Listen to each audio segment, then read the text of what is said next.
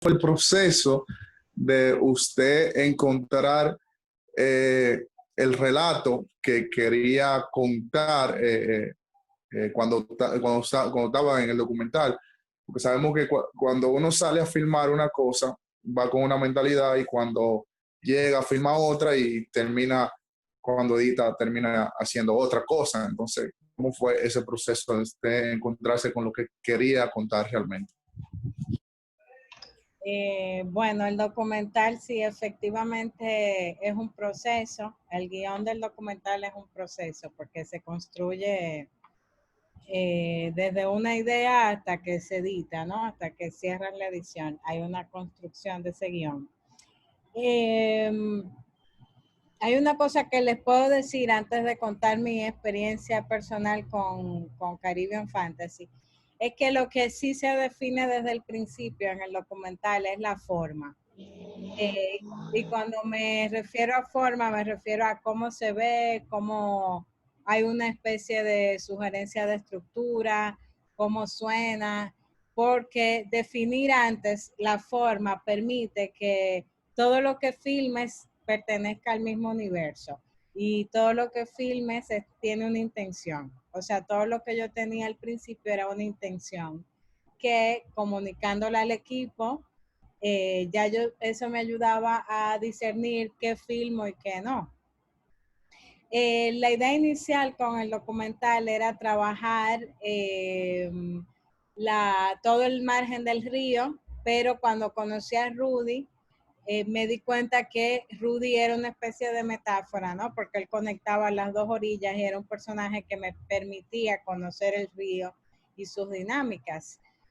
El documental siempre iba de Rudy desde que lo conocí. Duré un año antes de poder filmar y lo que sí cambió en el proceso de rodaje fue Morena, porque Morena no quería ser parte del documental, pero cuando vio toda la dinámica de cámara, sonido y se dio cuenta que sí, que efectivamente íbamos a hacer una película, pues ella decidió ser la protagonista. Ella siempre decía, voy a ser la protagonista, y tuvimos que incluirla, ¿no?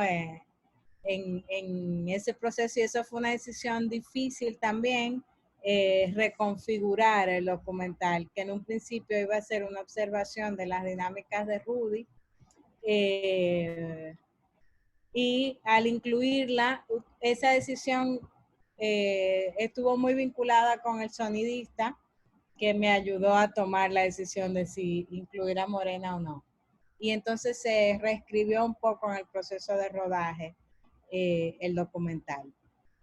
Lo que no cambia, como decía al principio, es la forma. O sea, siempre hay una forma pensada y propuesta y una intención, que es lo que ayuda a decidir si qué entra y qué no en el documental. Y bueno, la decisión de Morena entró por el sonidista, porque él tenía una fascinación con estos cantos de Morena y siempre la grabábamos.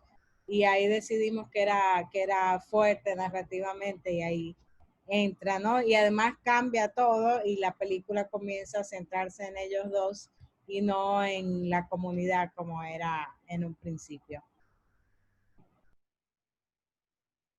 Genial. Maya, ¿tu pregunta? Ana. No, yo estoy aplaudiendo porque me gustó la intervención. Maya, ¿tú tenías tu pregunta en el grupo? Hazla ahora.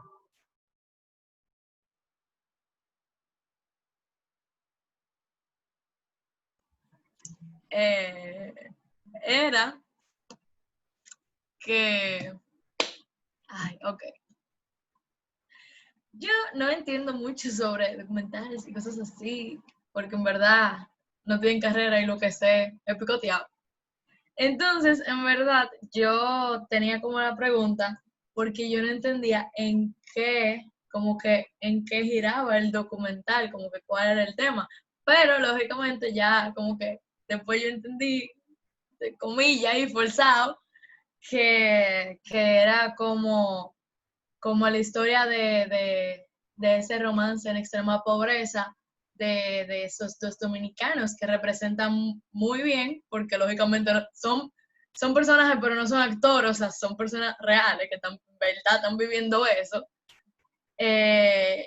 Y expresan mucho la cultura. Pero mi pregunta en verdad era porque yo no había como que entendido, porque a mí me dijeron que era un documental y yo, ok, entonces yo pensaba que era un documental de la vida de las personas que hacen esas cosas, que se mueven en Yola, que transportan en Yola. Pero después metieron a Morena y yo como que, ¿qué está pasando? Y después Morena estaba cantando en medio de una avenida y yo, ¿qué está pasando? Pero, pero yo creo entender el tema, creo. Si no, me gustaría mucho que hablaras de ello. Bueno, el tema es algo también que un poco voy a esperar que pase el motor. Pero bueno, sí, estás encaminada en eso de que es lo que se cuenta es esta relación que sucede a pesar de todo, ¿no? Y en un espacio hostil. Entonces por ahí va, ¿no? Lo que se cuenta en el docu. Pero tu duda sobre, hay algo que yo no entendí, que tú querías saber, tú pensabas que el documental iba de un yolero, o lo que te sorprende es que el documental cuente una relación. O sea, como que si te descontractura el tema de que eso sea un documental, porque no entendí cuál de las dos vías era.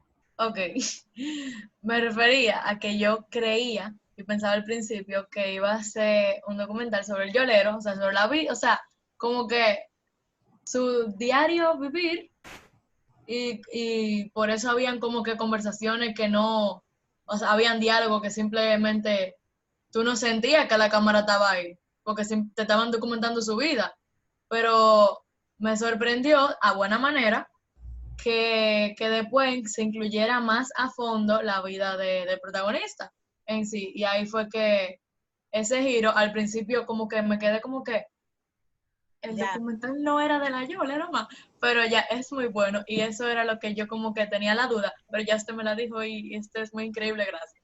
Ok. Bueno, lo que tiene que ver con el tema es un poco, habla de la carencia, ¿no? De la pobreza en general. Y de cómo la pobreza limita incluso el amor mismo, ¿no? Cómo nuestras vidas están delineadas por eso.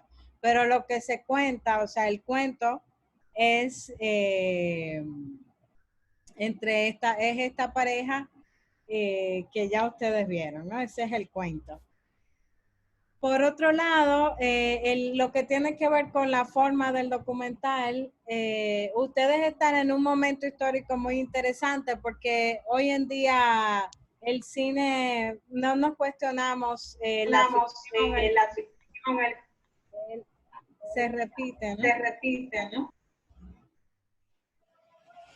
No nos cuestionamos el tema de la ficción, el documental, y se acepta mucho los híbridos. Al final lo que estamos hablando es de hacer cine. Y en eso es fundamental también cuando hablas de que empieza mirando el cotidiano de Rudy, o sea, estableciendo, presentando ese personaje, siendo yolero, y posteriormente comienza a entrar a su vida. Entonces eso también hay que pensarlo cuando se hace documental. ¿Cómo hago para construir esta historia y construirla con los recursos cinematográficos, como una película como tal, ¿no? Todas las herramientas del cine que existen, porque el documental no tiene que ceñirse a la verdad, porque si no sería un reportaje, ¿no? Estamos buscando hacer una conexión con el público, hacer una construcción con el público. Y cada película va a implicar también siempre un cuestionamiento ético ante eso, ¿no? Porque un montón de gente siempre me pregunta, ¿cómo entras en la vida de una persona y cuenta su intimidad. Entonces, siempre el tema ético es estético también en el documental. Y eso son decisiones que vas tomando también en el camino para construir lo que quieres construir, ¿no? Para contar la película.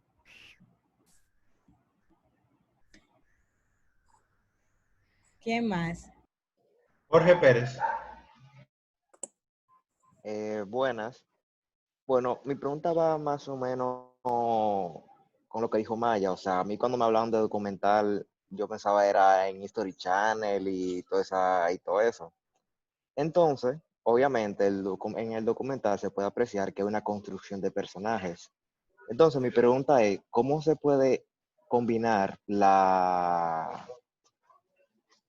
¿cómo se llama esto? O sea, la ficción, por así decirlo, con el documental sin que se salga del renglón de documental. Realmente, hoy en día se habla mucho de los híbridos y muchas veces la ficción puede partir del documental o el documental puede partir de algo, de una ficción y los límites se van a determinar dependiendo del proyecto. Pero estamos en un momento histórico importante, interesante, donde se evalúa la pieza en sí, en su potencia, y no tanto su naturaleza, si es ficción o documental. Y para mí el límite es eso, es mirar si la construcción de la verdad está bien, si es creíble esa construcción de la verdad. Porque yo podría decirte siempre que parta de la realidad, siempre que tenga personajes reales, pero por ejemplo, Rodrigo Reyes, me parece que es su apellido, que es un mexicano, director mexicano, que siempre trabaja en el margen, ¿no? Entre la ficción y el documental. Y acaba de hacer una película que yo no le hemos visto, o sea, no la he visto porque se acaba de estrenar en en tiempo de pandemia, que toma a un actor, lo viste de conquistador. Estoy haciendo esto a partir del tráiler que vi, de escucharlo a él hablar, eh, porque no he visto esa película, pero él llama a esa película documental y usa a un actor vestido de conquistador enfrentándose 500 años después con esta realidad, ¿no? Es como si fuera alguien que llega por el mar y se da cuenta que hay un salto histórico y lo enfrenta al México de hoy y hace todo el recorrido de Hernán Cortés, es el conquistador de México, sí. Y Hernán Cortés. Sí, entonces hace todo el recorrido de Hernán Cortés. Eh, entonces, ahí, si yo te digo documentales solo cuando hay personajes reales, estaría dejando fuera esa pieza. Eh, Cuando realmente ese actor vestido de conquistador que se enfrenta al México de hoy con personajes reales, eh, tiene como una impronta documental y además una intención del director. Mi recomendación es que piensen en la película que quieran hacer y que no se preocupen por definir demasiado temprano su película. O sea, intentar definir nuestras películas es hacerle una reja, ¿no? Limitarlas. Ustedes piensen en lo que quieran hacer y construyan esa narrativa. Y luego definen si es un híbrido, si es documental o si es ficción. Y usualmente esa definición casi siempre viene de fuera, de los festivales, de los programadores, son quienes usualmente van poniendo clasificaciones. Cuando yo quiero hacer una película, pienso en todo lo que quiero que sea, la imagino, investigo y luego hay un montón de cosas que se van a construir y no necesariamente pienso en si esto es demasiado ficción para mi documental. No, yo estoy haciendo una película. No, no intento definirla demasiado temprano. Y yo creo que esa es una recomendación que podría hacer. No intenten definirlo muy temprano. Y un ejemplo de eso también es Cocote de Nelson Carlos. O sea, claro, él tiene personajes, actores, hay una ficción, una construcción, pero todo lo que está alrededor y sobre la base en la que está construida la película, hay mucho de realidad. O sea, todos los extras, toda la gente que toca, hay un montón de cosas que se valen de la realidad para darle verdad a la película. Y entonces eso tampoco deja de ser ficción. Y entonces entra un poco en ese universo de lo híbrido también. Entonces, es importante que piensen en la película y no, y el límite hay que revisarlo proyecto a proyecto, qué tan documental es o qué tan ficción es el trabajo. Según el orden, sería José Antonio el que la anotó primero. Bueno, hay una idea que nosotros muchas veces como estudiantes de cine tenemos errada, que es esa que usted estaba comentando, que es que el documentalista tiene que tener la verdad en sus manos y tiene que contar con la verdad y que tiene que ser objetivo sobre todo. Y es muy difícil tú como, o sea, yo creo que la verdad absoluta y ser totalmente objetivo, eso no, nunca es posible, pero la cosa es que cuando nosotros nos desprendemos de eso, así como usted dice, como que tenemos esa oportunidad de no tener esa barrera, bueno, siempre y cuando se respeten los límites de lo ético y eso, pero la pregunta mía va dirigida hacia algo de las cosas que a mí más me gustan de sus documentales es justamente eso que usted menciona y que yo creo que es algo que por lo menos los documentales que yo he visto de aquí, o muy pocos documentales, tienen eso, es como que ese juego entre la ficción y el documental y que al final puede llegar a enriquecer el mismo proyecto. Entonces, la pregunta sería, ¿hasta dónde sí, hasta dónde no usted agregar? O sea, ¿qué usted decide quitar? Porque cuando quitamos cosas también estamos contando. Entonces, ¿qué usted decide quitar? ¿Qué usted decide poner para llegar a ese punto? Cosas que yo nunca pongo es como palabras en la boca de los personajes. O sea, ellos dicen lo que dicen. Pero tampoco digo que todos los proyectos tienen que ser así. Yo podría pensar en un proyecto donde yo le doy una información que tienen que decir, pero hasta ahora nunca pongo palabras ni acciones, no pongo nada que ellos no harían. Yo sí puedo pedirles que repitan algo o que hagan algo que ellos suelen hacer, pero que en el momento de la grabación no lo estaban haciendo, pero eso sí. Pero nada que no hagan habitualmente o que no digan, eso yo no suelo ponerlo. Pero no solo por la ética del documental en sí, sino por el respeto a que estoy trabajando con personas eh, y hay que respetar a las personas, ¿no? Con las que estás trabajando. Entonces, no, y sabiendo también que parte de que es un documental, pues, y parte de que es una verdad, no pongo ni palabras ni acciones que no les sean propias.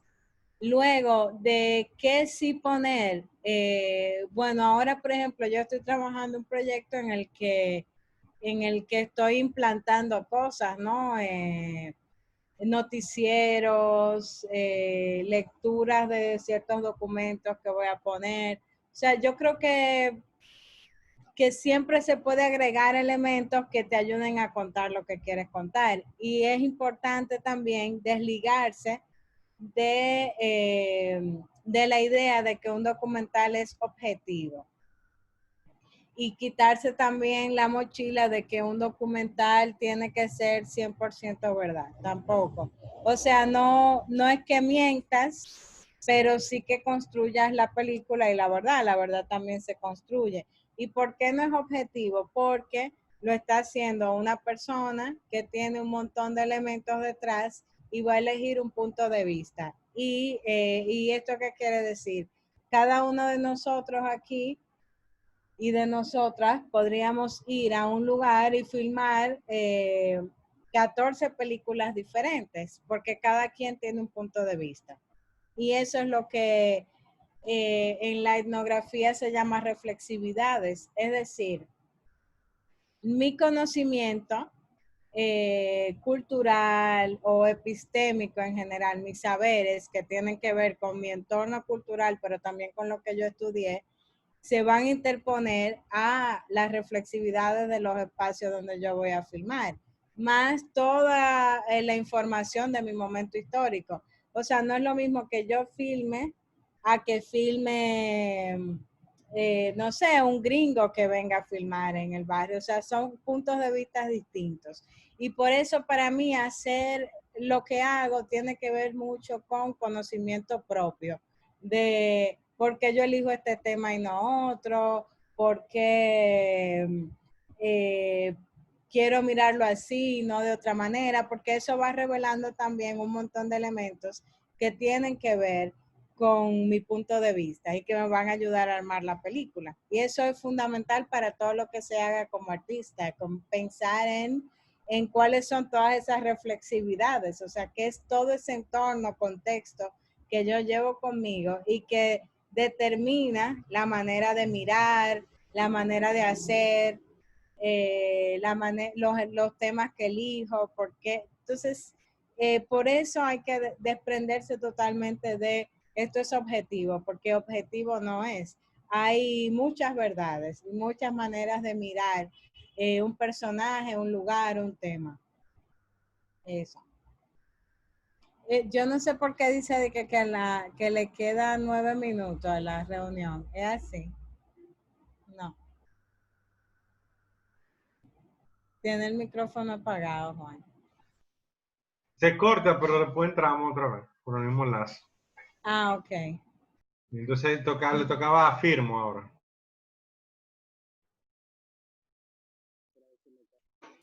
Después de Firmo, Ana Duarte.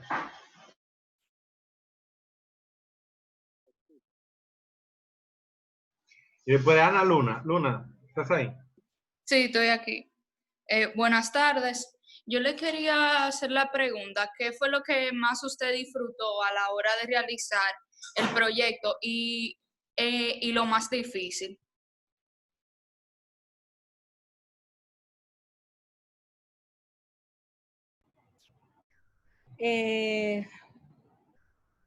Yo creo que disfruté mucho filmar en general, porque es algo que me gustaría hacer constantemente, pero no se da todo el tiempo, porque cada proyecto lleva un proceso.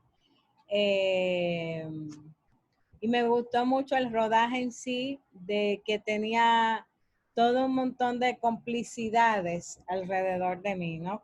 Complicidades como con el sonidista, con el fotógrafo, con el editor, que cada día le llevábamos el material, lo veía y hablábamos siempre de qué hace falta, qué funciona, qué no. Yo creo que todo ese proceso de rodaje fue muy rico porque también siempre cuando diriges eres la persona que más aprende del proceso. Y luego lo más difícil fue el tiempo y los recursos, ¿no? Teníamos un tiempo limitado para filmar, con recursos limitados para filmar. Yo trabajaba en ese momento en la Cinemateca y justo me dijeron que no podía filmar. Yo tomé mis vacaciones para poder filmar el documental y me dijeron que no podía filmar porque iba en contra de las políticas, ¿no? Porque la Cinemateca es una dependencia de la DG Cine y quienes trabajan para la DG Cine no pueden trabajar en el sector cinematográfico, ¿no? Pero resulta que ayer yo vi una noticia de que Fiora, la directora de la Cinemateca, y esto es un chisme, va a ser actriz de una película y es como, mira cómo se aplican las reglas, ¿no? Entonces, ella sí puede trabajar en una película y yo renuncié a la Cinemateca para poder terminar el documental. Y entonces fue un momento complicado porque tenía muy poco dinero, ¿no? Tenía un fondo para hacer el documental, que se destinó todo para hacer el documental, donde yo no cobré nada. Y no hagan eso, o sea, sí, casi siempre en nuestras primeras películas invertimos todo, pero siempre hay que cobrar porque si no, vamos a tener que buscar otras cosas para hacer y no vamos a poder dedicarnos 100% a hacer cine. Entonces siempre es el dilema de hacer las películas, ¿no? Que cómo vivo de ellas. Y eso es un tema complicado, pero siempre hay que estar pendiente en los tiempos. ¿Cómo hago para que este proyecto sea posible? Y bueno, entonces en conclusión es eso. Por un lado, disfruté mucho el proceso de filmar, porque filmar o sea, lo descubro una y otra vez con mucha pasión y luego todas las dificultades de las circunstancias complicaron algunas cosas, pero bueno, se hizo.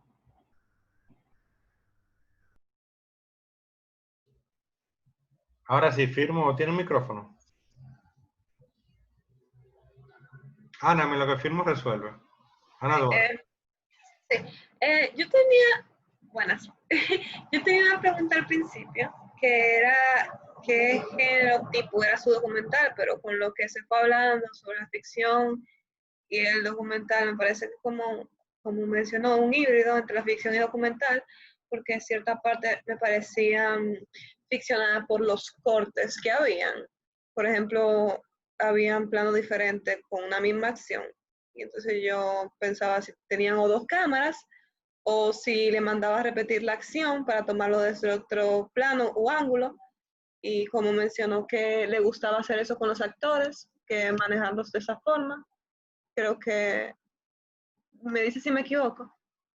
No, es un documental, porque en este caso yo no alteré nada de la realidad, en el sentido de que los personajes dicen y hacen lo que ellos dicen y hacen. O sea, ahí no hay una puesta en ese sentido.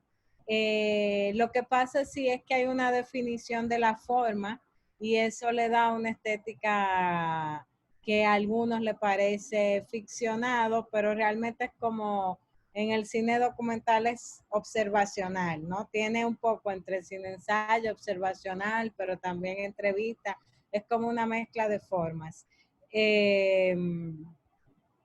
Pero sí, para mí es 100% documental, no tiene ninguna, no es híbrido, porque yo no hice una integración de ninguna ficción. O sea, lo que hay ahí sí en el documental es una definición de la forma, de cómo miramos ese lugar.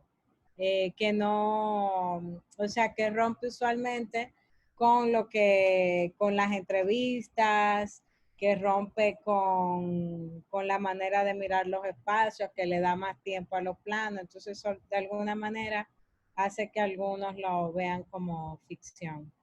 Ok. Y yo tenía una pregunta que era, ¿ese documental, por ejemplo, lo vieron en ese barrio? Por el asunto de la mujer con el marido y cómo, si hay una anécdota de eso, cómo reaccionó o algo así.